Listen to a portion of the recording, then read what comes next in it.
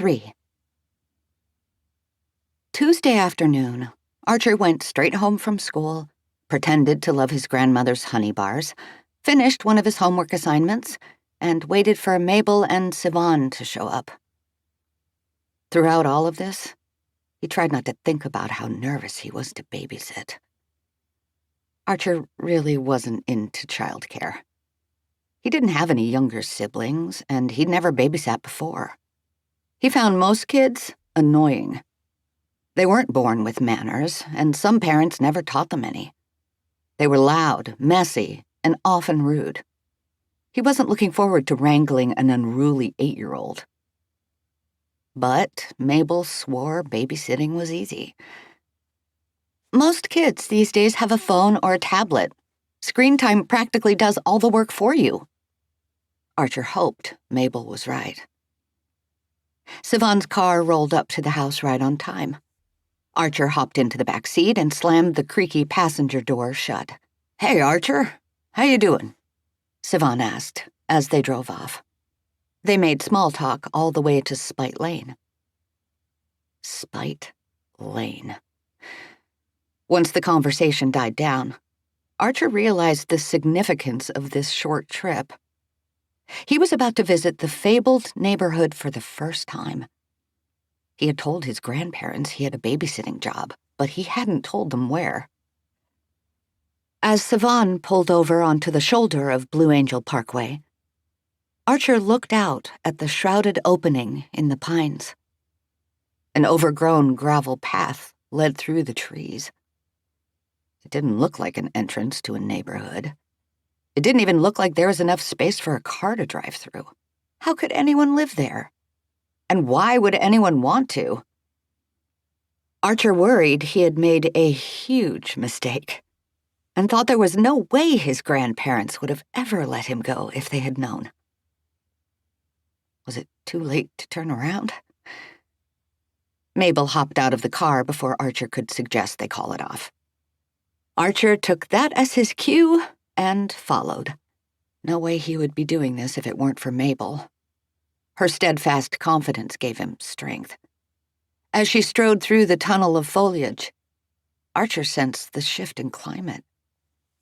The sky was overcast even though it had just been sunny. There was a briskly cold breeze even though all day it had been muggy and warm. Archer wrapped his arms around himself and glanced up at the branches overhead. There was no sign of life. Nary a bird or a squirrel in sight. Mabel took them past the dilapidated old gates that once marked a grand entrance to Spitzer Lane? Archer had forgotten until he saw the sign. The original developer of the neighborhood had been named Gabriel Spitzer. The Z and the R had faded, perhaps washed away by numerous storms in the century since the neighborhood had been built. Had the rumors of the hauntings come before or after the sign looked like it said Spite Lane? Archer wondered why no one had ever bothered to maintain the neighborhood's entrance. The stacked stone columns that held broken wrought-iron gates must have been an elegant sight when first built.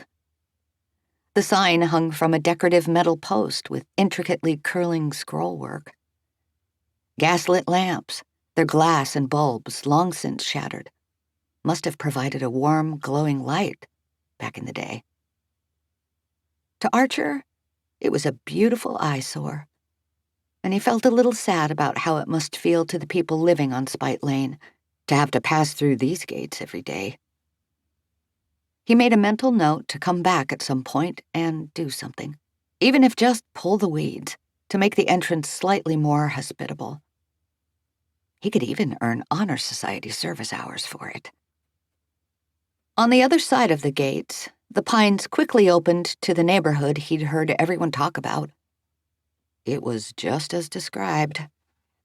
The lane wound over and around houses that were perched atop mounds of grass. Archer remembered hearing that the developer had done this to make sure the houses never flooded. The houses had been built before there were levees that now kept Lost Bay from encroaching during a storm. But the effect of the mounds was to make the houses look like the earth below them had erupted in a pox. And the way the houses all sat in disarray? Archer had always imagined Spite Lane to look like a street with a straight row of houses side by side, placed symmetrically up and down the road. Instead, it was like a giant had shuffled the houses in their palms and then tossed them like dice into the field. Archer felt compelled to pick them up and put them where they logically belonged. As they passed the houses, Archer began playing a game with himself, trying to figure out, if he had been the developer, how he would have arranged the houses. Which ones looked best side by side? There was a tall, skinny greenhouse with buttercream trim and a strange colonnade in front that appeared to have been added long after the house had been built. That one, Archer imagined, would go next to the squat purple house with the low eaves.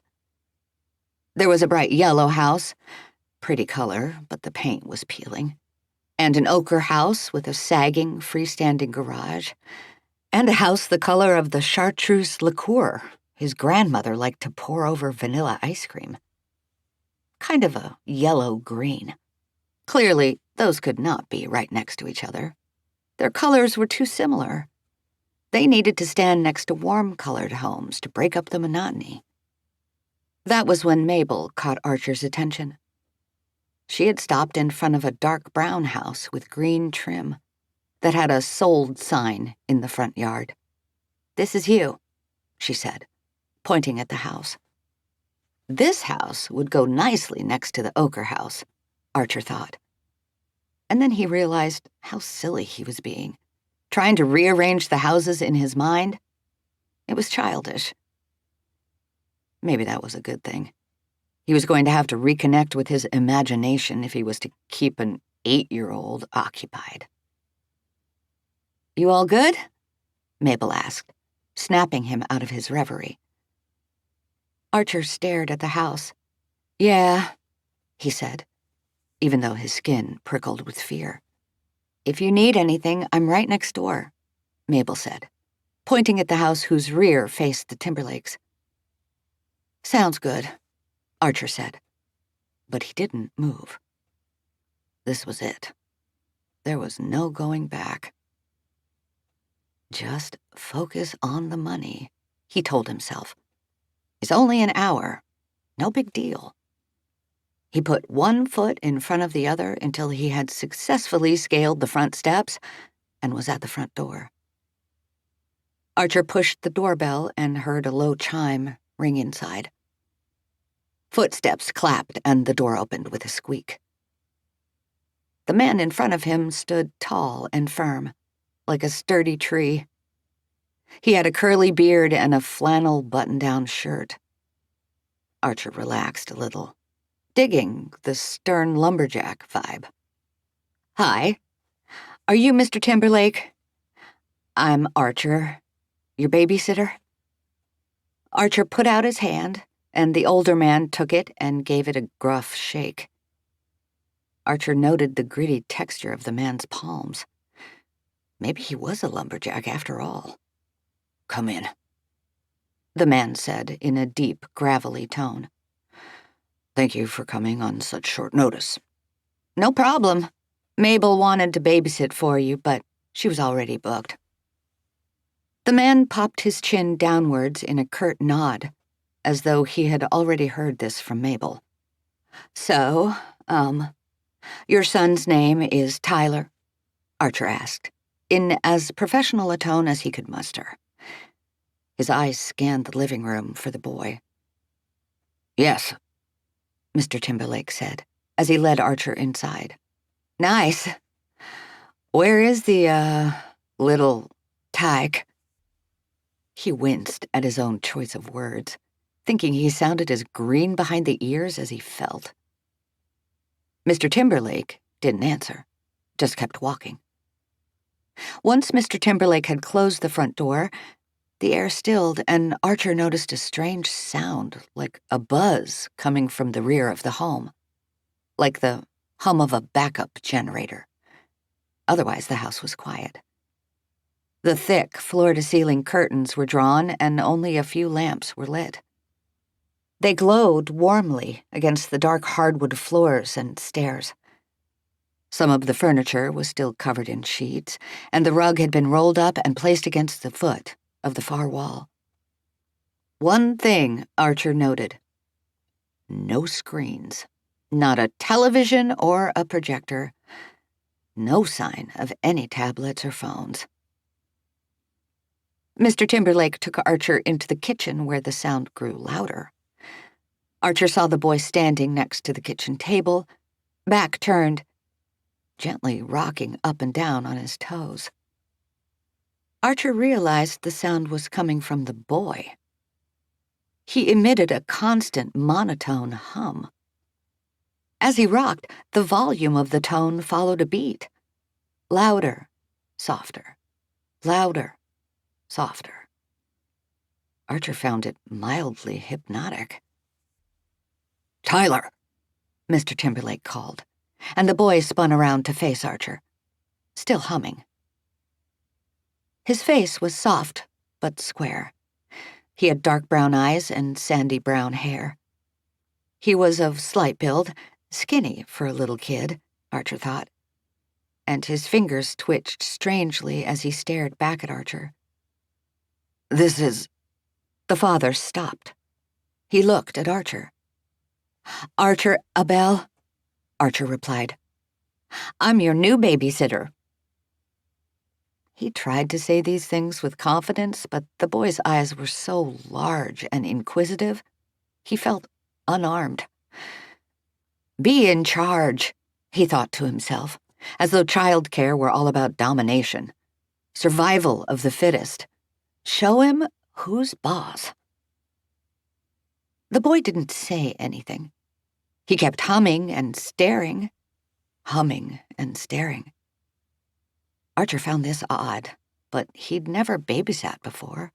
Maybe this was what all children were like? The father didn't seem concerned. "I don't normally hire babysitters," Mr. Timberlake explained. "Tyler's 8. 8 should be old enough to take care of oneself." The man's mouth pursed as though he hated what he was about to say. "But Tyler has an unusual amount of energy for a child his age." "That's not a problem," Archer said, with false confidence. "I can keep him occupied while you keep I heard you're a beekeeper?" Wren Timberlake's eyes narrowed. "Yes, it seems I am." Archer waited for him to go on. "We moved here a few weeks ago. The previous owner kept bees. Now I manage their activity."